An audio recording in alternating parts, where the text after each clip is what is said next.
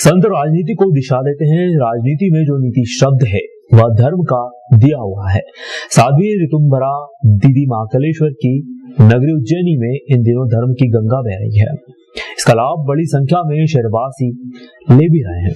चारधाम मंदिर के शांति स्वरूपानंद जी महाराज द्वारा 5 दिवसीय संत सम्मेलन का आयोजन किया जा रहा है। संत सम्मेलन में देश के 13 अखाड़ों के संत महंत भी यहाँ पर पहुंचे हुए हैं।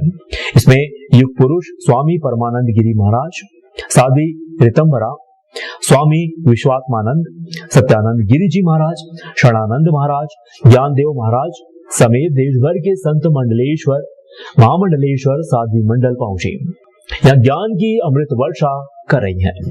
इन संतों, साध्वियों, महामंडलेश्वरों से अवंतिका न्यूज के रिपोर्टर मनोज भटनागर ने अलग अलग विषयों पर साध्वी मंडल, महामंडलेश्वर संतों से चर्चा की।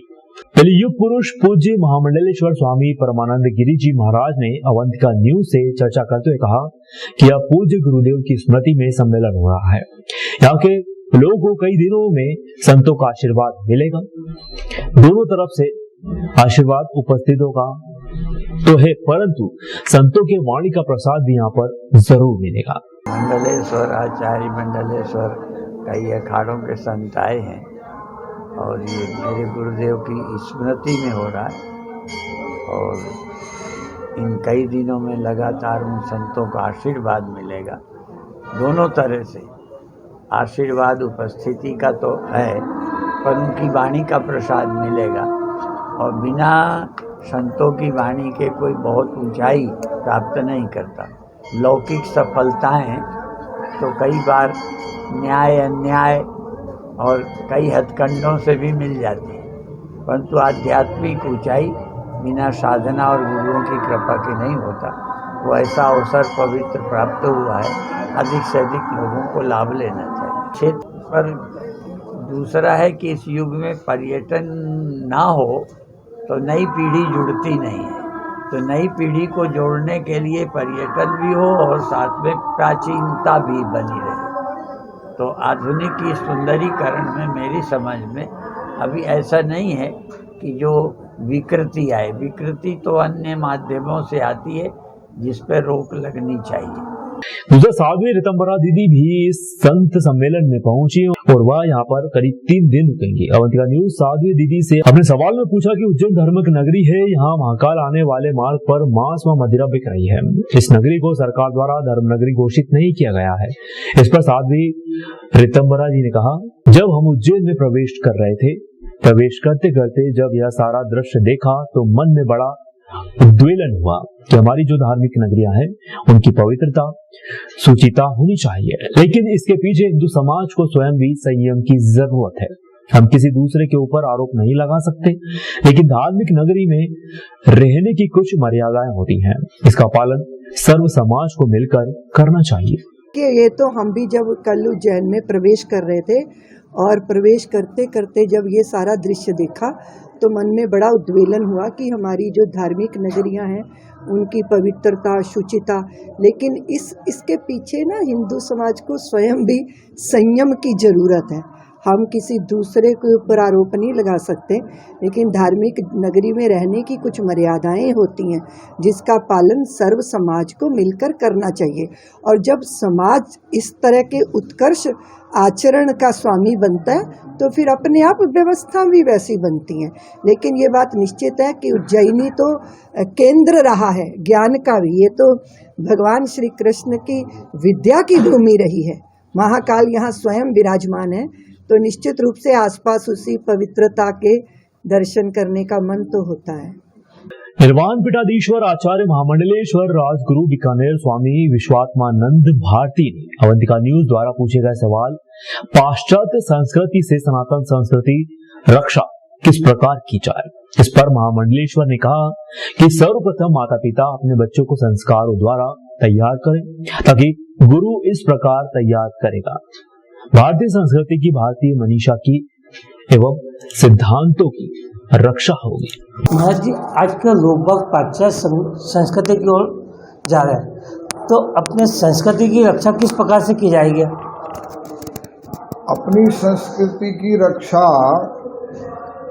अपने शास्त्रों का अध्ययन चिंतन और उसका जीवन में आचरण करने से संस्कृति की रक्षा होती है। वेदों में कहा है मातृदेवो भव पितृदेवो भव, तो पहले माता बालक को तैयार करेगी संस्कारों के द्वारा कि वो बालक अपने पिता की आज्ञा माने, और पिता माता दोनों तैयार करके उसको गुरु के पास भेजें, गुरु के योग्य बनावें, जिससे गुरु की अपनी जो प्राच्य संस्कृति है, पूरब की संस्कृति है, वैदिक संस्कृति है, सनातन संस्कृति है, माता पिता के द्वारा तैयार बालक को गुरु जो है इस प्रकार से तैयार करेगा, तो भारतीय संस्कृति की, भारतीय मनीषा की और भारतीय सिद्धांत की रक्षा होगी। संत महात्मा आपके घर में तो जाएंगे नहीं उसको लागू करने के लिए, इसलिए परिवार सुधरेगा तो गांव सुधरेगा, गांव सुधरेगा तो पंचायत सुधरेगी, पंचायत सुधरेगा तो जिला सुधरेगा, जिला सुधरेगा स्टेट सुधरेगा, स्टेट सुधरेगा तो राष्ट्र सुधरेगा, राष्ट्र सुधरेगा तो विश्व गुरु की जो हमारी मान्यता है वो विश्व में सार्थक होगी। स्वामी आत्मानंद सरस्वती जी महाराज बाल योगी सरकार ने अवंतिका न्यूज द्वारा पूछे गए सवाल संत क्या है, महामंडलेश्वरवाद धर्म की क्या परिभाषा है, इस पर स्वामी जी ने कहा कि हमारे वैदिक सनातन धर्म में 12 अखाड़े अनादिकाल से चले आ रहे हैं। भगवान आदि शंकराचार्य द्वारा चारों मठ एवं उनकी उपपीठों का निर्माण किया गया। महामंडलेश्वर परंपरा हमारे अखाड़ों की है। यह परंपरा आज से नहीं, यह परंपरा भगवान दत्तात्रेय अनसुईया के पुत्र भगवान दत्त के द्वारा इस संन्यास परंपरा की शुरुआत की गई। आज हमारे महापुरुषों के द्वारा भगवान आदि शंकराचार्य, रामानंदाचार्य आदि संतों ने इस परंपरा को जीवित रखा। आज हमारे पूज्य गुरुदेव भगवान युग पुरुष स्वामी परमानंद जी महाराज, जिनका यश इस विश्व में सूर्य की तरह व्याप्त है, आज उनके यशस्वी शिष्यों के द्वारा, उनकी परंपरा के द्वारा ये विराट संत सम्मेलन स्थापित करके इस विश्व को संदेशा दिया गया है कि हर बड़े संत की परंपरा का निर्वहन करना चाहिए और शिष्यों को चाहिए कि अपने गुरु की पूजा, अपने गुरु का ध्यान, अपने गुरु की व्यवस्था को आगे बढ़ावें। आज पूज्य गुरुदेव भगवान के सानिध्य में इस चार धाम आश्रम के संस्थापक शांति स्वरूपानंद जी महाराज और हमारे गुरुदेव भगवान के पूज्य उत्तराधिकारी ज्योतिर्मय जी महाराज, इन सब लोगों ने यह विचार किया कि पूज्य अखंडानंद जी महाराज जी की तपश्चर्या, जिसके द्वारा हम सब लोग पल्लवित हो रहे हैं, उनकी तपस्या का फल समाज को मिल रहा है, तो क्यों न हम उस तपस्या को प्रत्यक्ष रूप से प्रदर्शित करें। आज यह संत सम्मेलन विश्व के इतिहास में स्वर्णिम अक्षरों से लिखा जाएगा। इसमें पूज्य गुरुदेव भगवान का पूर्ण रूप से हम लोग के ऊपर आशीर्वाद है, इसलिए हम सब इकट्ठा हुए। पांचवा महामंडलेश्वर स्वामी ज्योतिर्मय आनंद गिरी जी महाराज ने अवंतिका न्यूज द्वारा पूछे गए सवाल, कथाओं के माध्यम से धर्म लाभ तो ले रहे हैं, लेकिन फिर अपराध क्यों बढ़ते जा रहे हैं। इस पर महाराज श्री ने कहा कि यह युग धर्म का युग है। युग धर्म के अंतर्गत आपको जो दोष दिख रहा है, आपको जहाँ जहाँ अच्छाइयाँ हैं वहाँ दोष जरूर होते हैं। युग धर्म है, युग धर्म के अनंतर आपको जो दोष दिख रहा है, असल में जहाँ जहाँ अच्छाई है वहीं वहीं दोष है। जैसे कोई अच्छा कपड़ा पहने व्हाइट, जहाँ जहाँ भारत में एक चरित्र है, सौष्ठव है, पवित्रता है, समरसता है, सद्भाव है, समता है, इसलिए यहाँ आपको दोष दिखता है। भारत से बाहर बहुत सारे देश हैं, आप जाओ ना, वहाँ कोई संस्कृति है न कल्चर है, जिसे हम आज अपराध मानते हैं वहाँ वो अपराध नहीं है। तो ये युगांतर का युग धर्म है। युग का एक अपना बल होता है, कलयुग, अर्थात हम मानव मात्र को अभी लगता है कि हमें सुख पैसे में है, प्रॉपर्टी में और संसार में हमें सुख दिखाई देता है, इसलिए हम भटकते हैं। सुख तो कलयुग से सीख लेना चाहिए। न जुआ में सुख है, न शराब में सुख है, न परिस्त्री गमन में सुख है। यदि सुख होता तो कलयुग सुखी रह लेता, दोबारा राजा परीक्षित से क्यों मांगता आकर के। तो इसका मतलब यहाँ सुख नहीं है, सुख तो परमात्मा के स्मरण में है, उसके भजन में है। आप भजन करते रहो, धीरे धीरे ये संसार उत्तरोत्तर ऐसा नहीं है हमारी परवरिश में कमी है। बाकी सारे लोग सब अच्छे हैं। हम अपने बच्चे, छोटे से बच्चे को क्या दोस्त होगा? वो छोटा सा बच्चा जब हमें अपने संस्कार के जल से उसके हृदय को सींचना था, तब हम सावधान नहीं थे, रुपया कमाने में लगे थे। हमारी संतत तो टीवी के भरोसे थी, हमारी संतत तो मेड के भरोसे थी। हम अपनी संतानों के साथ रहते कहाँ हैं? हम चाहते हैं हमारी संतान हमारे साथ श्रवण कुमार जैसा व्यवहार करे, पर हमने श्रवण कुमार बनाने के लिए उनको समय ही नहीं दिया। आज ज़रूरत है जननी और जमाता से कि वो पैसे कमाने में इतने भी व्यस्त ना हो जाएं कि बच्चे संस्कारहीन हो। संस्कारहीन संतान साधु को ही सुख नहीं देती, संस्कारवान संतान अपने माता पिता को भी सुखी करती है, पड़ोसी को भी सुखी करती है। इसलिए संतान को संस्कार देना परम आवश्यक है। छठा, वहीं उज्जैन शहर के प्रसिद्ध संत से जब प्रश्न पूछा गया कि साधु व संत में क्या अंतर है, उन्होंने कहा कि संत जिसके जीवन में आ जाए तो कामनाओं की समाप्ति रूपी अंत की बिंदी इसके जीवन में लग जाए, उसका नाम संत है। साधु तो विभीषण भी था। हनुमान जी ने इसलिए विभीषण को भी साधु कहा। साधु से होई ना कारज हानि, एही सन हट करेहु पहचानी। विभीषण लंका में रहता था, घर गृहस्थी में रहता था, इसके बावजूद भी वह साधु था। घर गृहस्थी में रहकर भी साधु हो सकते हैं। साधु तो कोई भी हो सकता है। हम और आप सब साधु ही तो हैं। मैं रामायण के एक पंक्ति से ही अपनी बात शुरू करूं।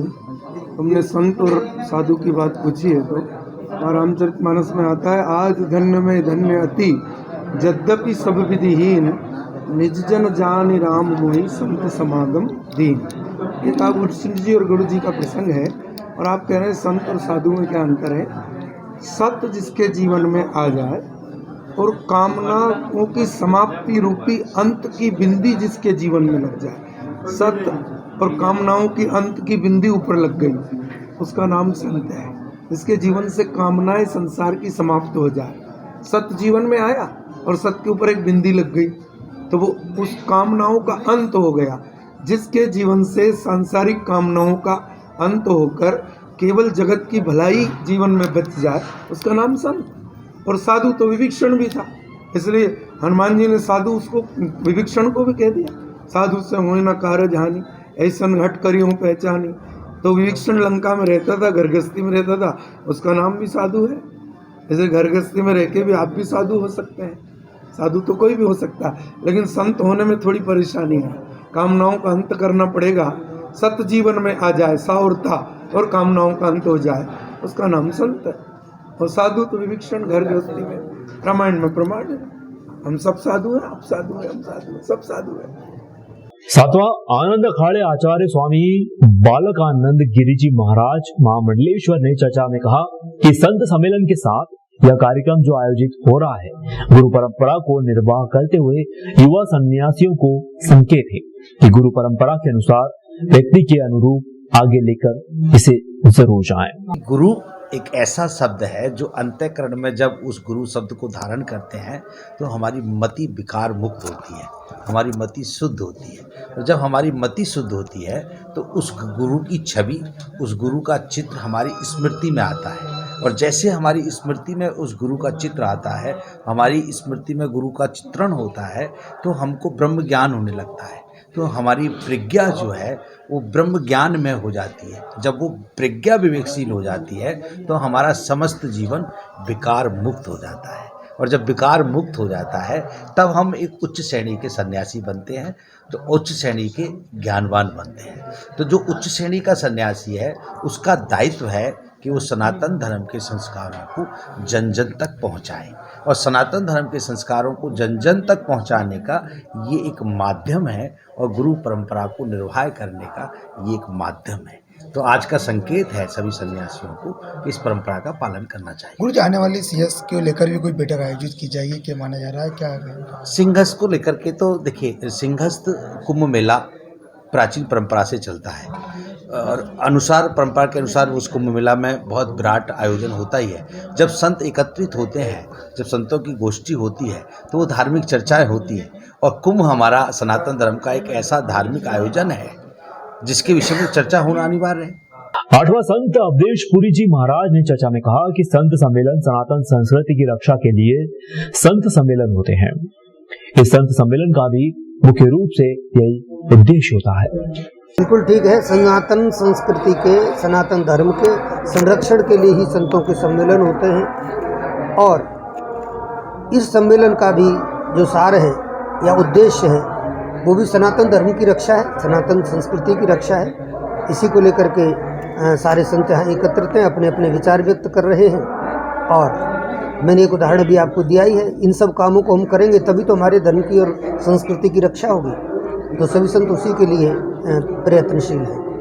उज्जैन नगरी धार्मिक नगरी है और शहर में मांस मीडिया का बिक्रा है, इसे अभी तक सरकार द्वारा धार्मिक नहीं घोषित किया जाए। उसका ये बहुत बड़ा ज्वलंत मुद्दा है जिसको हमने कई बार उठाया है कि उज्जैन को पवित्र नगरी घोषित किया जाना चाहिए।